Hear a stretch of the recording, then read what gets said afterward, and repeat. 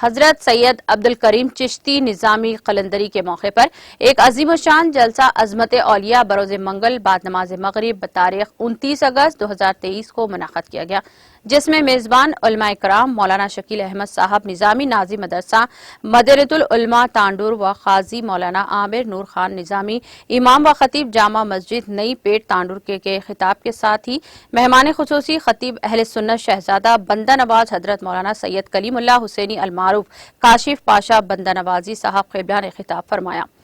جس کی نگرانی سجاد نشین حضرت عبدالغنی پاشا صاحب چشتی نظامی قلندری مرزائی نے فرمائی، جس میں تنظیم اہل سنت و جماعت کے صدر یوسف پٹیل اور جمیع سامع ذمہ دار کمیٹی کے ساتھ کثیر عوام نے شرکت کی۔ عوام الناس کو نصیحت کرتے ہوئے مہمان خصوصی نے اپنے خطاب کے ذریعے لوگوں کو توجہ دلائی کہ نسبت کو مضبوطی کے ساتھ تھامے رکھنا